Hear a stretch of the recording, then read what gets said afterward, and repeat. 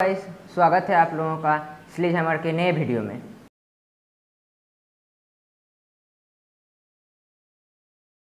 आज हम लोग बात करेंगे एल्गोरिदम के बारे में।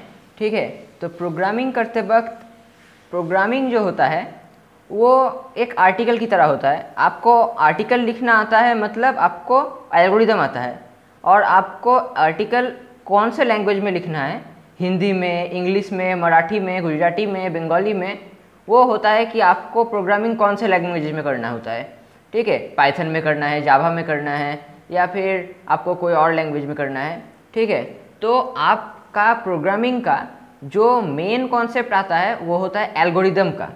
ठीक है, तो एल्गोरिदम क्या है? एल्गोरिदम है वो सारे स्टेप्स जो आप कंप्यूटर को सिखाते हैं।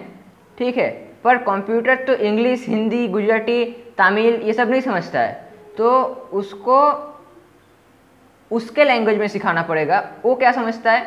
वो समझता है पाइथन, जावा, रूबी, सी प्लस प्लस, ये सब समझता है। तो आपको उसके लैंग्वेज में कोई एल्गोरिदम सिखाना पड़ेगा, तब आप जाके कंप्यूटर को कुछ सिखा पाएंगे। ठीक है, प्रोग्रामिंग जो एल्गोरिदम आपको सिखाना है, आपने एल्गोरिदम सिखा दिया, अब कंप्यूटर उसको एग्जीक्यूट करेगा। ठीक है गाइस, तो कंप्यूटर जब उसको एग्जीक्यूट कर रहा है, तब अगर आपके एल्गोरिदम में कोई प्रॉब्लम है, अगर आपने कुछ गलत सिखाया है कंप्यूटर को, तो कंप्यूटर आपको गलत रिजल्ट देगा। तो गाइस, प्रोग्रामिंग जो है वो है एल्गोरिदम प्लस सिंटैक्स। तो एल्गोरिदम इसका मेन चीज़ है। ठीक है, अगर आपके पास एल्गोरिदम नहीं है तो आप कितना भी लैंग्वेज सीख लो, आप प्रोग्रामिंग नहीं कर पाओगे। पर अगर आपको एल्गोरिदम बहुत अच्छे से आता है और आपको सिर्फ एक या फिर दो ही प्रोग्रामिंग लैंग्वेज आता है, तो भी आप प्रोग्रामिंग में मास्टर है। ठीक है, तो फिर यहाँ पे एल्गोरिदम है मेन कॉन्सेप्ट। तो आज हम लोग एल्गोरिदम के बारे में ही बात करेंगे पूरी। ठीक है, तो आज हम लोग आपको एक एल्गोरिदम कंप्यूटर में भी दिखाएंगे, जिसमें आप देखेंगे कि कोई एक नंबर कोई इनपुट दे रहा है, तो उसमें उसका नंबर ऑफ फैक्टर्स हम लोग कैसे निकालेंगे। वैसे ये तो बहुत इजी एक क्वेश्चन है नॉर्मल प्रोग्रामिंग लेवल पे, पर हमको यहाँ पे कोई हार्ड चीज़ दिखा के आपको कंफ्यूज नहीं करना है। हम लोग इजी चीज़ से अच्छे एल्गोरिदम सीखेंगे और उसको हार्ड जगह पे अप्लाई करेंगे। ठीक है गाइस, ये मेरा मानना है कि हम लोग इजी चीज़ से ही सीख सकते हैं, उसके बाद हार्ड जगह पे अप्लाई करना इजी हो जाएगा। अगर हम लोग हार्ड चीज़ से ही सीखना शुरू करेंगे तो सीखने में ही दिक्कत होगा। तो गाइस देखिए, पहले मैं कॉन्सेप्ट बोल रहा हूँ कि कैसे एक नंबर दिया गया है, उसका नंबर ऑफ फैक्टर्स कैसे निकालेंगे। तो देखिए, मैथमेटिक्स में तो बहुत सारे तरीके होते हैं, पर आपको हमेशा याद रखना पड़ेगा कि जब हम लोग मैथमेटिक्स सॉल्व करते हैं तो हम लोग कुछ चीज़ें रट के रखते हैं, जैसे कि 2x प्राइम है, 3x प्राइम है। ठीक है, कंप्यूटर ये सब चीज़ नहीं रट सकता है, तो कंप्यूटर को पूरी जनरल मेथड से ही आपको सिखाना पड़ेगा। तो गाइस, फैक्टराइज करने के लिए कोई नंबर को हम लोग जो मेथड्स यूज़ करते हैं, उसमें हम लोग क्या यूज़ करते हैं कि हम लोग 2 से डिवाइड करते हैं, 3 से डिवाइड करते हैं और फैक्टर्स निकलता है। पर कंप्यूटर तो वो नहीं कर सकता, क्योंकि हम लोग 2, 3 से क्यों डिवाइड करते हैं? क्योंकि 2, 3 ये सब प्राइम नंबर्स हैं। तो कंप्यूटर को पहले पता रहना पड़ेगा कि प्राइम नंबर्स क्या है, तो वो एक अलग लफड़ा होगा। तो गाइस, हम लोग नंबर ऑफ फैक्टर्स कैसे निकालेंगे कि मान लीजिए n एक नंबर दिया हुआ है, हम लोग 1 से n तक सारे नंबर से n को डिवाइड करेंगे। जो n को डिवाइड कर पाएगा कम्प्लीटली, वो सबको हम लोग फैक्टर बोलेंगे, और जो नहीं कर पाएगा वो सब फैक्टर नहीं होगा। और जितने फैक्टर्स हम लोगों को मिलेगा उसको हम लोग सम करके, मतलब सब फैक्टर के लिए एक एक कोई वैल्यू ऐड करेंगे कोई दूसरे वैल्यू पे। मतलब कोई एक वेरिएबल रहेगा जिसका वैल्यू इनिशियली 0 रहेगा, उसके बाद उसमें एक एक करके वैल्यू ऐड होते जाएगा जैसे जैसे नंबर ऑफ फैक्टर्स बढ़ते जाएंगे। ठीक है, तो गाइस, इसी को आज हम अच्छे से आपको समझाएंगे कि कैसे एल्गोरिदम को बनाना है। और अगर गाइस आपने एक बार एल्गोरिदम बनाना सीख लिया तो सिंटैक्स बनाना कोई हार्ड काम नहीं है। ठीक है, सिंटैक्स मतलब जिसको भी प्रोग्रामिंग आता है थोड़ा मोड़ा, वो आपके लिए सिंटैक्स बना दे सकता है। वैल्यू है एल्गोरिदम का। ठीक है गाइस, यहाँ पे कंप्यूटर स्क्रीन में हम आप लोगों के लिए एल्गोरिदम बनाने के जो मेथड्स हैं उसको डिस्क्राइब करेंगे। ठीक है, तो एल्गोरिदम बनाने के लिए पहले हम लोग क्या करते हैं, ठीक है, हम फ्लो चार्ट के माध्यम से दिखाते हैं। ठीक है, फ्लो चार्ट में पहले देखिए क्या होता है कि आपको स्टार्ट का एक कुछ देना पड़ता है, स्टार्ट। ठीक है, क्योंकि बहुत सारे प्रोग्रामिंग लैंग्वेज में प्रोग्राम को स्टार्ट करने के लिए एक अलग सा कमेंट देना पड़ता है, बहुत में नहीं देना पड़ता है। ठीक है, तो हम कोई पार्टिकुलर एग्जांपल नहीं देना चाहते हैं, पर जस्ट आपको बोल रहे हैं कि किसी किसी में देना पड़ता है, किसी किसी में नहीं देना पड़ता है। ठीक है, उसके बाद देखिए यहाँ पे हम लोग एक नंबर इनपुट करेंगे। तो गाइस आप लोग देख सकते हैं यहाँ पे हम लोगों ने नंबर इनपुट कर लिया, इनपुट n। ठीक है, उसके बाद हम लोग क्या करेंगे, दो टर्म्स डिफाइन करेंगे, s और k। s इक्वल टू 0 है और k इक्वल टू 0 है। उसके बाद देखिए आप लोग कि यहाँ पे k equal to k plus 1 हम लोगों ने डिफाइन किया। तो देखिए हम लोग ये सब क्यों कर रहे हैं, तो पहले हम आपको बोल देते हैं कि मेरा मोटिव क्या है, हम क्या करना चाहते हैं, कि ये स्टेप्स जो हम लोग लिख रहे हैं क्या सोच के लिख रहे हैं। देखिए एक n जो नंबर है ना, हमको इसका नंबर ऑफ फैक्टर्स निकालना है। अब हम लोग s जो नंबर है ये है 0, एक एक फैक्टर के लिए s का वैल्यू एक एक बढ़ता जाएगा। ठीक है, ये हम लोग s में काउंट करेंगे, तो फाइनल आंसर जो होगा वो s ही देगा।